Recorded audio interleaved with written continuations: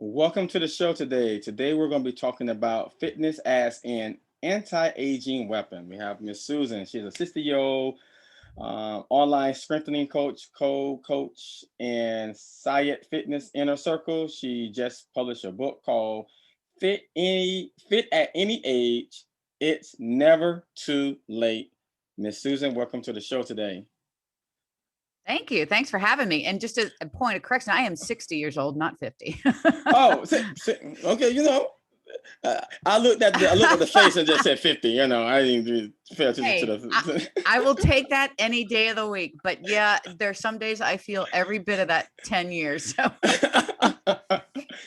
So what inspired you to kind of motivate within your age range to get into the fitness arena? well, I've been in this fitness arena for about a little over 12 years now. And I come to it from education. I was a school teacher and school counselor for 33 years, retired about 5-ish years ago, and then went full time in the fitness industry. And I got into it because I loved being in the gym and I loved talking to people as a school counselor. And I thought, well, this is a beautiful marriage of two things, right? And so I got certified when I was still a school counselor and worked part time, then built a business after that. And I literally changed how I look, how I feel, everything in my mid 50s. And so my message is that it's never too late to change, hence the subtitle of the book, that it doesn't matter how many mistakes you make, how many stumbles you have. I made a bunch of them, that you can always turn it around. And we think in our head it's too late. Like we think 50, we're done, and I just want to kind of blaze a trail and tell everybody, no, you're not done at all. You can change whatever you want to change. You just have to do it, dig in and do it. That's very unique.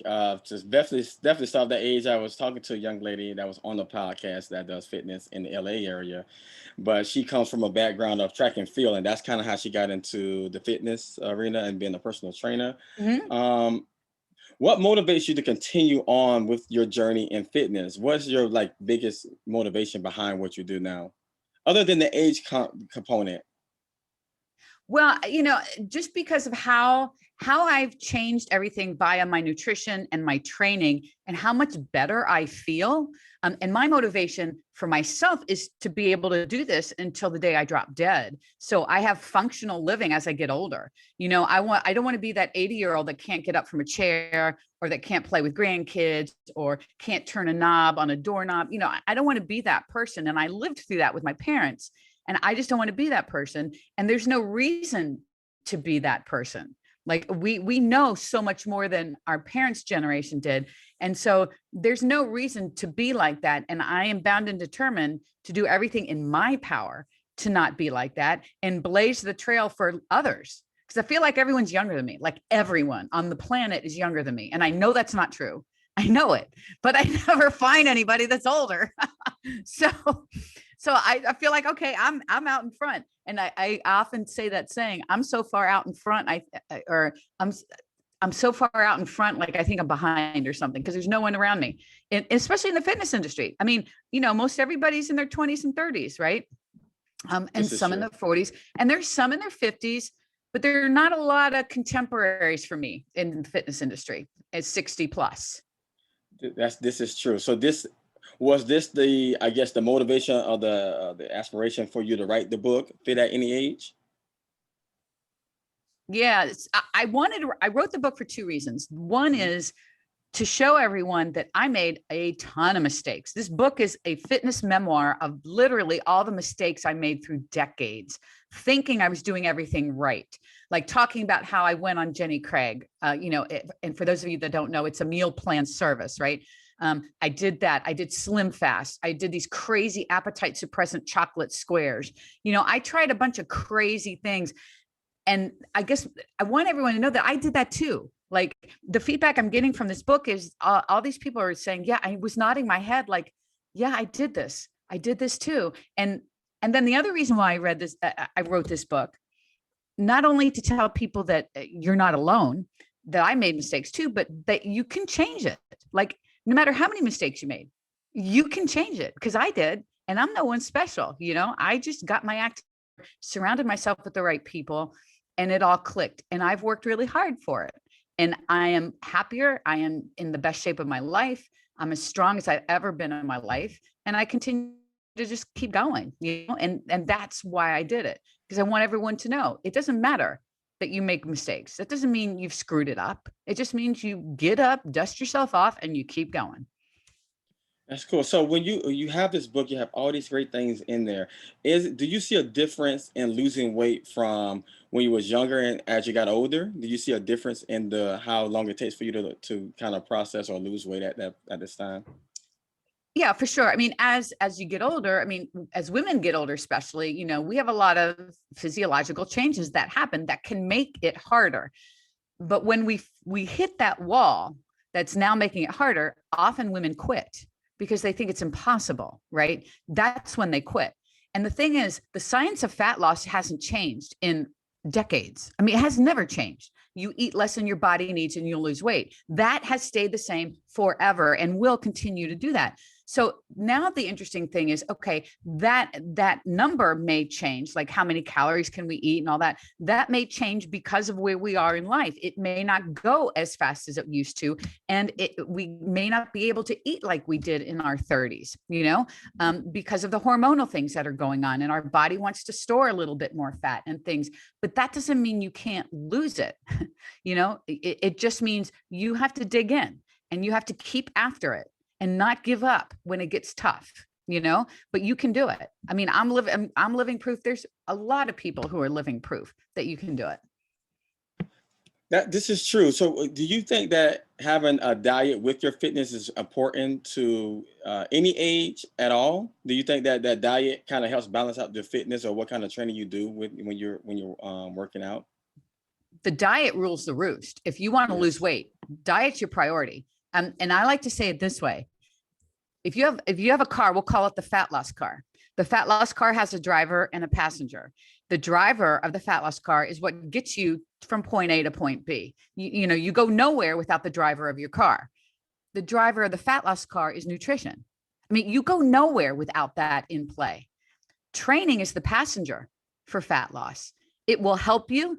It will help guide the way. It might make it a little bit easier, and it might make you feel better too along the way, but it's not responsible for getting you from point A to point B. Nutrition is. And I think that's a big problem, because I think everyone in their head thinks, if I just add another class of this, or another day of running, or another day of lifting, or another, HIIT circuit or something, that'll make the difference. And that's not what's the problem. Your training's not the problem. It's the nutrition that's not in check. So the driver of the fat loss car is what's super important. It doesn't matter how old you are. That holds true for whether you're 20, 30, 40, 50, 60. It doesn't matter. Nutrition always is going to drive that car. This is very true. And seconding to, what kind of foods should we avoid while we're dieting, and what kind of foods should just actually avoid, period, altogether? None. For that matter. Zero. There's zero foods to avoid. There's zero reason to avoid any food at all. And that's the misconception that so many people have. They think you have to avoid foods. And the problem is that's not sustainable. That's not livable. That's not real life. The only reason why you should avoid anything is if you have a medical condition where your life might depend on it. That's a different scenario. But for the average person, you should not be avoiding anything. And that includes carbs, that includes whatever. What you need to learn how to do is include all of these foods that you like in moderate proportions that meet your calorie guidelines, that meet your nutrition goals. That's the key. And that's kind of where a little bit of work needs to be put in. And eventually you get into autopilot with stuff like that. But you shouldn't avoid anything. And I think that whole avoidance thing comes from a mentality of, we think foods are either good or bad, right? There are bad foods that we should avoid. And there are none. Food is food. There's no good or bad. It's, that doesn't have a personality or a morality. It's just some foods are more nutritious and some foods are less nutritious, but that doesn't mean you shouldn't include them. It just means you need to be aware of them. And that means maybe you don't have as much of them as you would a nutrient dense food, and we all should be eating mostly nutrient dense foods. And then sprinkling of all the other yummy things like pizza and donuts. I mean, I use those two examples because that's what I like.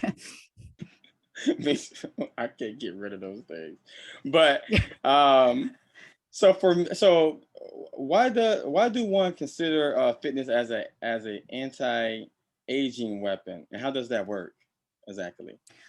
I think lifting in particular is that Hmm. anti-aging weapon, because when you start lifting heavy weight, and I don't know if my words will do this justice, but anybody that's been through this knows exactly what I'm talking about. When you start lifting heavy weight, when you can start deadlifting weight off the ground, or squatting with some weight, or bench pressing, or doing whatever with some heavier weight, you start building up a confidence in yourself. And that confidence transcends everything in your life. It changes you dramatically forever. And that keeps you young. That keeps you moving. That keeps you healthy. That keeps your bones strong. That keeps your ligaments strong. That's going to keep you from breaking your hip later in life. Things like that, because it's going to improve your bone density. Obviously, it's going to build muscle. And all of those things as we age are so important. And the more we can build up those, the more the aging process is going to be a whole lot easier and will slow down, essentially. Not to mention that confidence piece that I spoke about. I built a business in my 50s, for heaven's sakes. I haven't retired. Like, I already had a career. I would never have done that, ever. You would have, if you and I had this conversation 10 years ago, or maybe a little longer, and you would have told me that you'd be writing a book about fitness, that you'd be building a business, being a co-coach in the best online fitness community that on the planet right now. And I would have said, you are absolutely crazy. When I retire, I'm just going to sit back, put up my feet, and drink coffee all day, and it's been anything but that, and I attribute lifting to that. That just, you get into a rhythm with that, and that'll change your life. I guarantee it. Oh wow. Okay, so okay, this is a great question. How do one measures their progress when they're working out? Is there some notes that you should keep to kind of help you can kind of keep it like a journal or a diary, if you will, on For your progress? training, for Yes. training. Yeah. So I literally print out my workout. I had it here. I don't see it. Literally, my coach, Jordan Syatt, sends me my workout document. I am old school, of course, being 60. I print it out and I have paper. I'm a paper person. You could use it. There are plenty of apps that'll track workouts for you if you want. The Inner Circle that I coach with Jordan, we have our own app for our members that tracks your progress in the app, which is really cool. But I probably wouldn't use that ever. I want paper. So literally, I write down every workout, how much weight I did for every single exercise, so I can see I track my progress. And I like to give myself, at the beginning of a new training phase, I look at my workout, my exercises and stuff, and I give myself mini goals. Like, by the end of this phase, I'd like to be lifting this much for this exercise, or I'd like to be lifting that much for that exercise. And then my goal is to try to get there by the end of the training phase. I don't always get there, but it just keeps me driving to push myself out of my comfort zone, because I feel like for middle-aged women, that's a big issue. They don't do that. They play it safe in the gym, right? They use lighter weights. They don't try to get out of that comfortable feeling. And I mean, if you want to build strength, strength training is not supposed to tickle. You're supposed to get a little uncomfortable and put forth some effort there, right? So, I tell everyone this, and this is a great rule of thumb. If you don't know how much weight to lift for someone that might be new, if you have 10 reps of something, pick up a weight. It doesn't matter what it is. If you can do all 10 reps with minimal effort, then obviously you need to go up in weight, and you keep going up in weight until those last 2 or 3 reps are super challenging, to the point where you feel like you may not be able to execute those last 2 reps with really good form. That's when you're at a good weight. And then your goal would be maybe the next set. Okay, if I got 10 and it was hard, but I got it, maybe go up to the next weight and see how many you can get with the new weight. And you probably can't get all 10. That's cool. Let's say you get 5. Put the heavier weight down, go grab the lighter weight, finish out those last 5 reps. And now your new goal is to get all those reps with the new weight. That's how you keep pushing to get stronger and stronger and stronger. Well, I'm gonna have to use this in my personal workout, because I always just go with because I always go with the weight that I'm comfortable with, right? And then just Yeah. rep it until I feel that burn at the last 15th, 16th, 17th, 18th count and think that is okay. But growing up, I never really thought about that. Never really thought about, going up and challenging up and I never thought about that.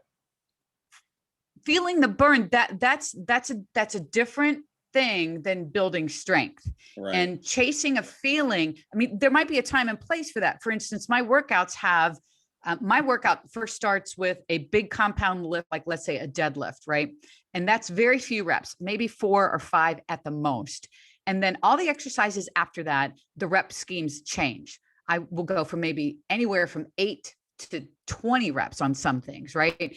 And so I have to adjust weight on those. Like something that I have to do for 20 reps, I can't use the same weight for that as I did when I did it for 8 reps, right? I mean, I'm doing twice as many reps. So I have to adjust my weight, but I will feel a burn for that. So there's a bit of a different purpose there. That's why in one workout, I like to have all rep ranges represented, because I'm building strength, maximal strength with that first exercise.